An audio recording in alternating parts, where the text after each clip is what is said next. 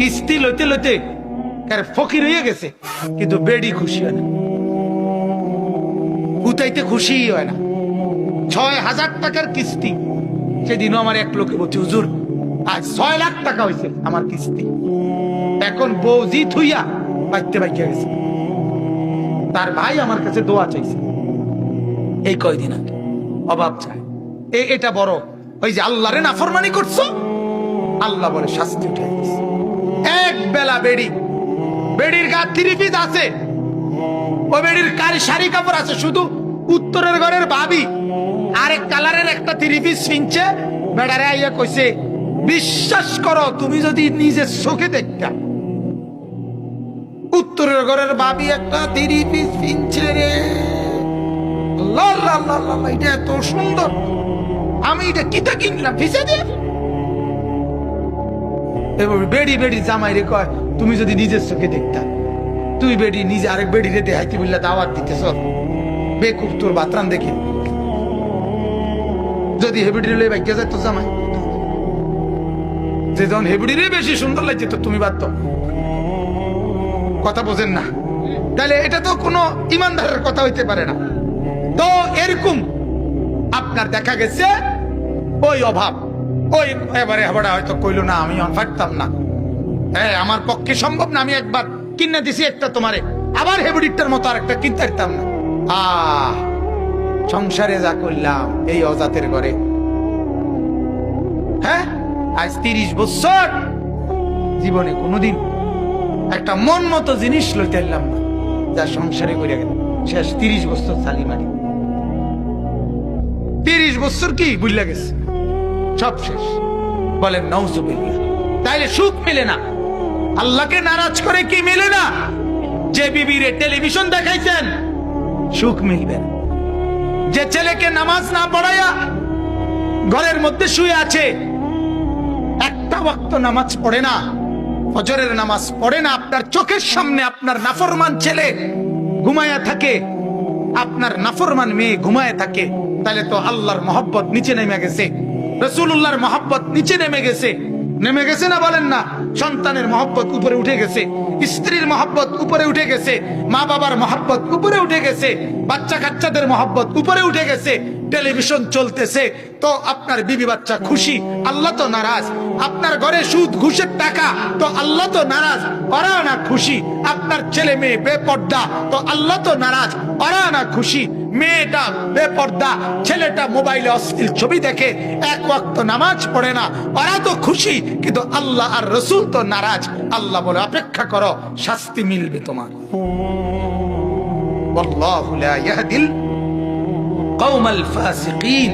শেষ কথা হইল আল্লাহ তাআলা বলেন, ও বান্দা মনে রাখো, পাপীকে, নাফরমানকে, অবাধ্যকে, ফাসিককে, কবিরা গুনাহকারীকে আমি আল্লাহ হেদায়েতের পথ দেখাই না, আলোর পথ দেখাই না, জান্নাতের রাস্তা দেখাই না।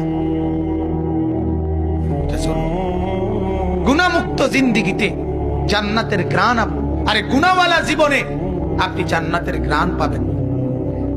গুনাহ আপনাকে গুনার দিকে টেনে নিবে। একটা সিগারেট আপনাকে পরবর্তী সিগারেট ধরাইতে উৎসাহিত করবে, একটা ছবি আরেকটা ছবি দেখতে উৎসাহিত। কথা বুঝছেন কিনা? এই জন্য আল্লাহ বলেন, পাপী নাফরমানকে আমি পথ দেখাই না, পথ দেখাই। এজন্য ভাইয়া অনুরোধ করছি, তাইলে আপনার আল্লাহ সংসার করতে নিষেধ করছে, ঠিক না? কথা বলেন না কেন? আয় রোজগার করা নিষেধ, বউ বাচ্চা পালা নিষেধ, শুধু নিষেধ আল্লাহকে নামায় দেওয়া, রাসূলকে নিচে নামায় ফেলা। এটা কি? এটা খেয়াল করুন। আপনি দেখেন, আমি আপনাদের কাছে অনুরোধ করলাম, ভালোবাসার এই স্লোগানটা আপনারা নেন। আপনি আপনার ছেলেটা দেখেন নামাজ পড়ে না, কেন পড়ে না? আপনি একটু ভাবেন, বিবি কেন পর্দা করে না? আপনার ঘরে কেন টেলিভিশন চলবে? আপনি একটাবার বিবেককে বলেন, এটা কারে খুশি করার জন্য আপনি টেলিভিশন চালাচ্ছেন? আপনি অবৈধ রোজগার কেন করছেন? যে ছেলেটা এক ওয়াক্ত নামাজ পড়ে না, তার লাগিয়া কিস্তিতে টাকা লইয়া তারে বিদেশ পাঠাইতেছেন, আপনার কি অর্জন হবে এতে? বাবা বলেন, আখেরাত কথা কয় না, কবর, দুনিয়া। হতো না, এতে খবর রাখতো না, খবরও রাখতো, খবরও রাখতো। কথা বুঝছেন? নাফরমান যে আল্লাহর নাফরমান, আর যে মানে অর্থাৎ হইল যে এর থেকে বড় সত্তার নাফরমানি করে যাতে খারাপ রয়েছে, এটা আপনার গণব কিন্তু। কথা বুঝেন না এমনি? এটা তো এটাই বুঝাইতে চাই আমি আল্লাহরে তো কি করি না, গণার ধরি না। আপনি কি মা বাপ কি আবার আল্লাহর সামনে মা বাপ কি? এই জন্য অনুরোধ, তোমরা যারা ছেলে ভাইয়া, তোমাদের কাছেও বলি বাজান, দুই কথা। এক কথা তো মা বাবার কাছে বললাম, আপনাদের বিবি বাচ্চার দিকে, সন্তানদের দিকে নজর দেন। আর তোমাদেরকেও বললাম ভাইয়া, তোমরা যারা বসছো, কষ্ট করছো, আমার অনুরোধ, আবারও বলছি বাপ, আমি পায়ে ধরে বলি বন্ধু, জীবনটাকে এক প্লেট খিচুড়ি মনে করো না। অনুরোধ বাজান, জীবনের এটা কোনো কিছুই না, একটা জিলাপি দুগা ভাত তরকারির জীবন মনে করো। জীবনের একটা লক্ষ্য উদ্দেশ্য আছে, টার্গেট আছে। অনুরোধ, আমার জীবন সুন্দর করো, জীবন সুন্দর করো। আল্লাহ তাআলা আমাদের প্রত্যেকটা ছেলেদেরকে তৌফিক দান করুন। গুনাহ থেকে বাঁচো বাজান, নামাজের সেজদা করো, আখিরাতের ফিকির করো, নিজের জীবন সুন্দর করো। মনে রাখো বাপ, এটাও একটা জরুরি কথা, যদি বাবায় খবর না রাখে, যদি মায় ইবাদতের খবর না রাখে, তবুও তোমারে কিন্তু হিসাব দিতে। কথা বুঝেন নাই আপনি? হাসরের ময়দানে এই কথা বললে হবে না যে আমার আব্বাই আমারে নামাজ পড়াইছে না দেখা আমি পড়ি নাই, এই কথা বললে চলবে তো? তাইলে বাপ, বিষয়টা কিন্তু সাংঘাতিক, বিষয়টা সাংঘাতিক। আল্লাহ তাআলা ইব্রাহিম নবীকে সন্তান, তাকে জান্নাত দিবে, কিন্তু বাপ আজরকে জাহান্নাম। কথা বলেন না কেন? আল্লাহ তাআলা নূহ নবী বাপ, ওনাকে জান্নাত দিবে, ছেলে কেনান তাকে জাহান্নাম দিবে। আল্লাহ তাআলা লূত আলাইহিস সালাম নবী স্বামী, ওনাকে জান্নাত দিবে, ওনার স্ত্রী তাকে জাহান্নাম দিবে। লূত আলাইহিস সালামের স্ত্রী জাহান্নাম, নবীর স্ত্রী। কোরআন। আল্লাহ তাআলা আসিয়া মহিলা স্ত্রী, তাকে জান্নাত দিবে, তার স্বামী ফিরাউন তাকে জাহান্নাম দিবে। স্বামীরে বুঝাই দিল তুমি কিন্তু জান্নাতি হতেই হবে, স্ত্রীকে বুঝাই দিল তুমি কিন্তু জান্নাতি হতেই হবে, বাপকে বুঝাই দিল তুমি কিন্তু জান্নাতি হতেই হবে, ছেলেকেও বুঝাই দিল তুমি কিন্তু জান্নাতি হতেই হবে। অতএব প্রত্যেকে নিজ নিজ জায়গায় আখিরাতের ফিকির। প্রথম ফিকির আমার নিজের, দ্বিতীয় ফিকির আমার পরিবারের, তৃতীয় ফিকির আমার মহল্লা।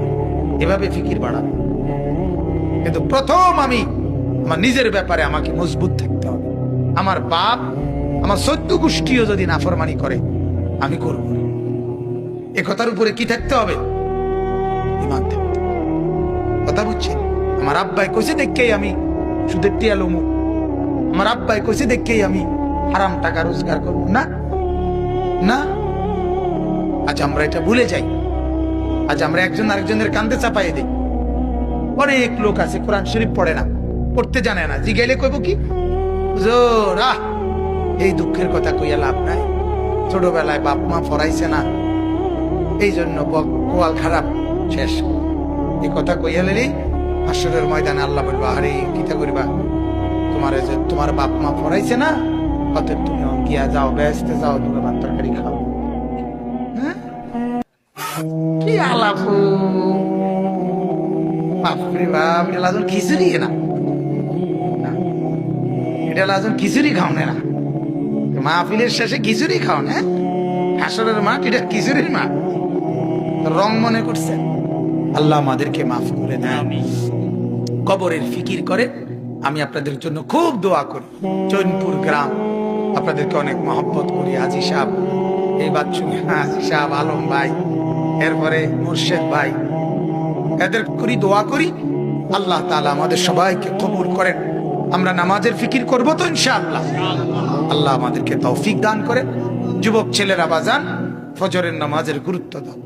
আগামী দিনে বিশ্বাস করো ভাই, এই কোরআন হাতে বলি, আগামী সামনের সময়টা খাদ্য পড়ার লড়াই হবে না, ঈমান আর বেঈমানের, মানে ঈমান টিকায় রাখার লড়াই। অতএব অনুরোধ, আল্লাহ তাআলা আমাদেরকে তৌফিক দান করুন। আগামীর সময়টা মাহাদি আর দাজ্জাল, একদিকে মাহাদি আরেকদিকে দাজ্জাল। এজন্য মাহাদি ইমানের পক্ষে, দাজ্জাল কি কুফরের পক্ষে। আমার কথা পরিষ্কার, 7-8 লাখ টাকার লস তা 70 লক্ষ টাকার লস আমি মেনে নিতে রাজি, কিন্তু আমার সেজদা যেন ছুটে না যায় এটা আমি খেয়াল রাখতে রাজি, আল্লাহর কসম। সোজা হিসাব, দুনিয়া পুরাটাই লস, ঠিক কিনা বলেন না? দুনিয়ারে আল্লাহ পুরাটারে কইছে ধোঁকা, কথা কয় না? দুনিয়া পুরাটারে আল্লাহ বলছে তামসা। ওয়ামাল হায়াতুদ দুনিয়া ওয়ামা হাদিহিল হায়াতুদ দুনিয়া ইল্লা লাহবুন ওয়া লাইব। আল্লাহ বলে আমি বানাইছি বান্দা, আমি বলতেছি এটা তামাশা, এটা খেলাধুলা, খেলনা। আমনে না কোন এটা আসল, আল্লাহ কয় এটা খেলনা।